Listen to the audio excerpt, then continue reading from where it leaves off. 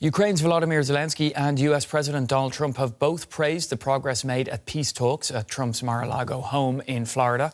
While both struck an optimistic tone, Trump said some key issues, including security guarantees and territory issues, remain. Prior to the meeting, the American president had what he called a productive telephone call with Russia's Vladimir Putin. DW's correspondent Nimisha Jaiswal was in Mar-a-Lago and he sent us this summary. The Trump-Zelenskyy meeting here at Mar-a-Lago hasn't brought any breakthrough. But how close are we to an actual peace in Ukraine after it? Not 100%, but 90 or 95. What number are we at right now? Well, I think you can say 95%, but I don't like to say percentages. I just think we're doing very well. We could be very close. There are one or two very thorny issues, very tough issues. But I think we're doing very well. We've made a lot of progress today, but really we've made it over the last month. The thorniest issue here is the land you're talking about. Some of that land has been taken. Some of that land is maybe up for grabs, but it may be taken over the next period of a number of months. This is the Donbass President Trump is talking about. Vladimir Putin is demanding that Ukraine pulls all of its troops out of its own region. President Zelenskyy says only the Ukrainian people can decide that through a national referendum. Of course, our society has to choose and has to vote because it's their land, the land not of one person, it's the land of our nation. President Trump then offered unusually generous praise for President Zelenskyy. Let me tell you, they have been very brave. They fought very hard and continue to fight very hard. And suddenly he switched to this. Russia wants to see Ukraine succeed. Once it sounds a little strange, but I was explaining to the president. But the recent Russian attacks on civilians in Ukraine suggest otherwise. Now President Trump is expected to host President Zelenskyy again with European leaders at the White House between January 12th and 18th, according to our sources. He gives it a few weeks to finalize the peace agreement, or they keep fighting and they keep dying. No good. All right, well, for more, I'm joined now by Ivana Stradner. She is a Russia analyst at the Foundation for Defense of Democracies and joins me from Los Angeles. Welcome to DW News.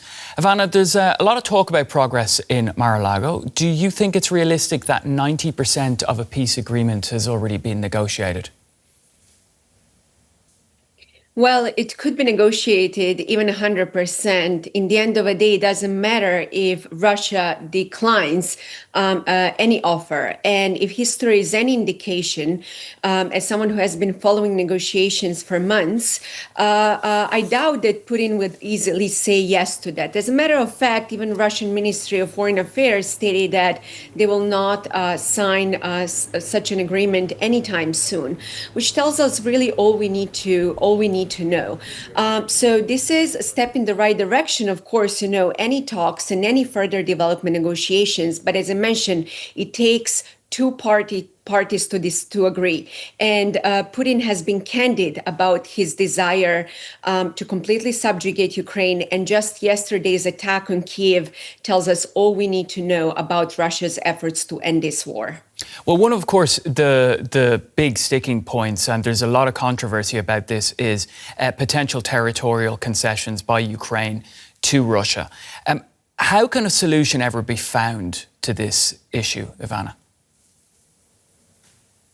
We have to understand how Putin is negotiating, and his ultimate goal, as I mentioned, is to subjugate Ukraine. And number two is to make sure that the West gives up on negotiations. How to do that? By asking maximalist demands, including secession of territories, to secede territory. Why? Because Putin understands very well that Zelenskyy cannot easily moves forward with such demands.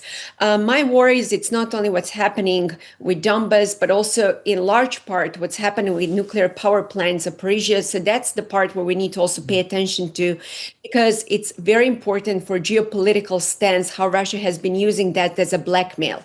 And as Putin is absolutely misinformed by his yes-sayers, he believes, that he's doing quite well on the battlefield. And if you read carefully Russian media, they basically claim that they have no incentive to stop this war. So all Putin really wants to do right now is to pose buy more time, to reposition his military, and to continue. And in the meantime, how to do that exactly by asking those maximalist demands. All right. Well, I want to bring in now what Donald Trump said in a statement when he was asked about Russia's role in Ukraine's reconstruction. So let's take a listen and then we'll speak again after this O-tone from Donald Trump. Russia's going to be helping.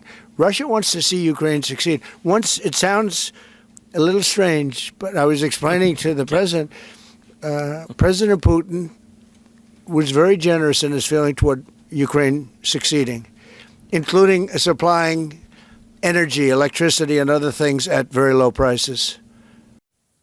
All right, Ivana, you've made it very clear that what you feel is the position there from Russia. Now, Putin has been bombarding Ukraine and its energy sector for years now. Does Donald Trump really think the Kremlin wants to see Ukraine succeed and help with cheap energy?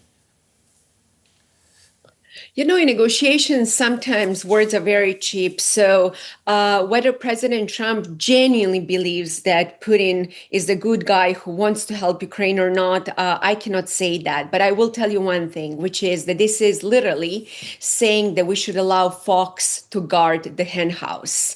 It is absolutely impossible to imagine Putin wanting Ukraine to succeed. As a matter of fact, as I mentioned, his ultimate goal is to subjugate Ukraine. He even questions the sovereignty of Ukraine. He believes that Ukraine is not even a country, should actually be part of Russia. So yes, Putin understands one thing, which is that Americans love to talk business. And that's precisely why he's pushing for that economic development. That's an old KGB strategy, and we should not fall for that. All right, I want to bring in Europe. Now, with regards to security guarantees after the war, Donald Trump wants the Europeans to bear the brunt of the burden. Do you think Europeans are prepared to do this? I'll be very blunt. No. And let me tell you this, while a lot of people are focusing during peace negotiations on security guarantees, Putin is not worried about that. Why? Because he understands very well that the West is not willing to fight a war for any of those with Russia, against Russia for any of those countries, whether it's the Baltic states, et cetera, et cetera. We have already a proof. There was drone incursion in Poland, cutting sea cables, sabotage activities, even what's happening in Germany when it comes to hybrid warfare. What has the West done so far? Issuing we are gravely concerned statements. And that's very dangerous because Putin understands very well the weakness of the West. And that's precisely why we should not worry about, all those red lines. And make no mistake, even if we agree on security guarantees, Putin will try to cross that red line. All right, we're going to leave it there, Ivana, but great to get your analysis on the show this morning and your evening, of course, there in Los Angeles. Russia analyst Ivana Stradner, thank you. Well, let's get the view from Kyiv, and DW Special Correspondent Nimisha Jaiswal is in the Ukrainian capital. Nimisha, great to see you. So how are Ukrainians seeing these talks and the progress Presidents Trump and Zelenskyy claim to have made?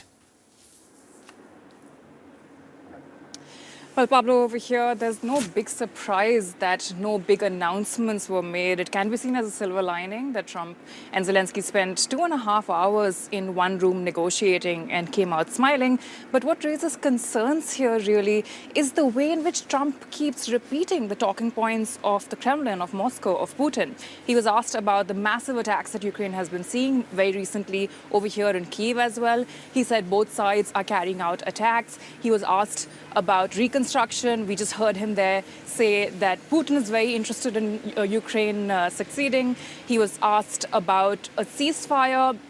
He was asked about the Donbass. We heard him say there that the land is up for grabs and can be taken in the next month, which is once again something that Putin said very recently. Now, Russia has been trying to take this region for the last 11 years and has still not succeeded. And independent estimates say that at the current rate, it could still take 3 years to take this land. But Trump seems to be repeating what Putin said. And from the Kremlin itself, there was a statement put out that Trump agrees with Putin that no ceasefire should be implemented, which is something that Zelenskyy has asked for to hold a referendum. time, but Russia claims that Ukraine will just use this time to reorganize. So there's clearly a lot of concern here about the way that no pressure is being laid on Russia, even though Zelenskyy has repeatedly asked for it. There's no sign of it coming from the US. Well, Nimisha, from Kyiv's perspective then, what are the next steps towards reaching an agreement to end the war? I'm afraid I can't hear you very well, Pablo, but just to talk you through some of the terms, some of the next steps coming up for in these peace talks. Now, Zelenskyy has said that there will be a meeting hosted by the US for Ukraine and US to hold talks, and the EU is likely to join. But no real terms can really be carried out, no real peace can really be carried out without Russian consent. Of course, French President Macron has said he will be hosting talks of the coalition of the willing to agree on concrete contributions from this coalition on security guarantees. Trump has, of course, himself said that this could be resolved in the next weeks, or it may go on for a long, long time. But given Russia's unwillingness to come to the table, to agree to any terms, to agree to even some of the concessions that Ukraine is offering, does make it look like it is going to be pretty difficult for this peace to come up anytime soon. Most Ukrainians here do not believe that this will happen in 2026, and their skepticism is understandable. All right, we'll leave it there. I'm not sure if you can hear me, Nimisha, but DW Special Correspondent Nimisha Jaiswal in Kyiv for us. Thank you.